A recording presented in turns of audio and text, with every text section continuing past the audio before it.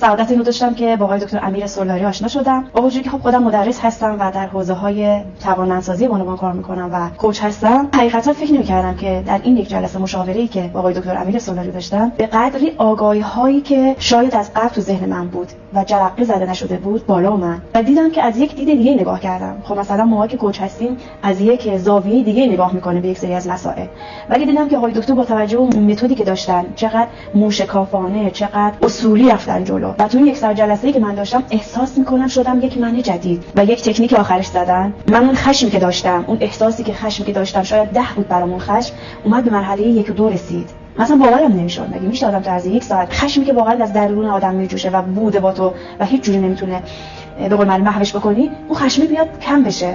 واقعا بی‌نظیر بود. من احساس میکنم الانی که از اینجا در بیام بیرون میشم یک من جدید. من قدیمی میره کنار و با احساس خوددوستی بیشتر و خودآگاهی بیشتری که نسبت به خودم پیدا کردم و واقعا خوشحالم. یعنی احساس میکنم که اون حس شادی و من واقعی در من بروز پیدا کرد. راستش وقتی که اولش میومدم اینجا فکر نمی‌کردم که نتیجه خاصی قرار باشه بگیرم، ولی وقتی که از یه مشکل خیلی قدیمی باهاشون صحبت کردم واقعا انگار یه چیزی درونم عوض شد. یعنی من این شجاعت رو الان پیدا کردم که برگردم و به یه مسئله خیلی صعب العبور نگاه کنم و فکر کنم که خب حالا اگه من بخوام میتونم از این عبور کنم. همین انگیزه‌ای که به من دادن، همین امیدی که دادن که ناامید نباشم و برم سراغش و تراپی رو شروع کنم، واقعا ازشون ممنونم. بودن اینجا پیش ایشون ارزش تک تک لحظه هاش رو داشت. چون که جلسه داشتم خیلی الان حس خوبی داشتم، چون یه اتفاقی که افتاده بود از صبح باش درگیر بودم. احساس خشم و تنفر من خیلی زیاد شد نسبت به یه سری مسائل و با تکنیکی که انجام دادن EFT و EMR خیلی الان حال من بهتر شد.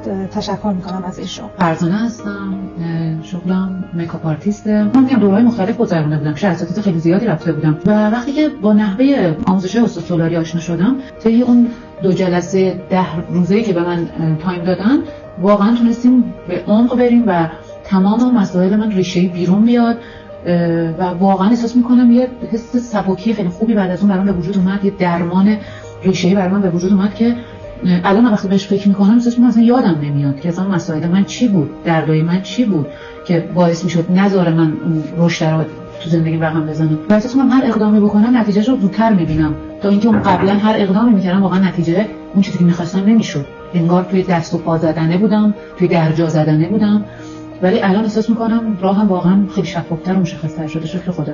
بازم از استاد سولاری یه دنیا ممنونم.